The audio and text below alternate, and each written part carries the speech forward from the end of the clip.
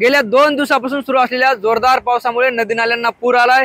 नांदेड शहराला पाणी पुरवठा करणारं विष्णुपुरी धरण सुद्धा तुडुंब भरलंय आणि त्याचमुळे जे आहे ते या प्रकल्पाचे 4 गेट उघडण्यात आलेत आणि गोदावरी नदी पात्रात 59,000 क्युसेक्स वेगाने जे आहे ते विसर्ग या ठिकाणी सुरू करण्यात आलाय। त्यामुळे प्रशासनाच्या वतीनं गोदावरी नदीकाठच्या गावांना सतर्कतेचा इशारा देण्यात आला आहे। आपण बघितलं तर 4 दिवसापूर्वी या धरणात केवळ 24% एवढाच पाणीसाठा होता, मात्र ज्या पद्धतीनं पावसानं कमबॅक केलं, जोरदार पाऊस झाला, त्यामुळे जे आहे ते हे धरण तुडुंब भरले आणि या धरणातून पाणी सोडल्यामुळे गोदावरी नदीला सुद्धा मोठा पूर आल्याचं चित्र पाहायला मिळतं। खरं तर 2 महिन्यानंतर नांदेड जिल्ह्यात समाधानकारक पाऊस झाला, त्यामुळे जे आहे ते बळीराजा सुद्धा सुकवला आहे आणि या विष्णुपुरी धरणात 100% भरल्यामुळे नांदेडच्या पिण्याच्या पाण्याचा प्रश्न सुद्धा मिटला आहे। त्याचबरोबर आज सुद्धा हवामान खात्यानं नांदेड जिल्ह्यासाठी ऑरेंज अलर्ट दिला आहे।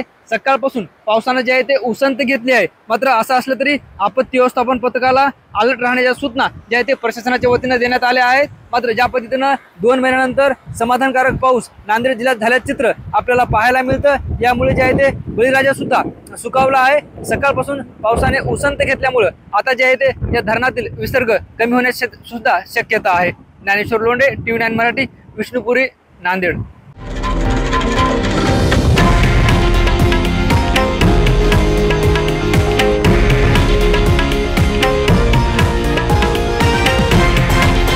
हे आहे देशातील नंबर 1 न्यूज नेटवर्क आणि आपण पाहत आहात TV9 मराठी, एकमेव।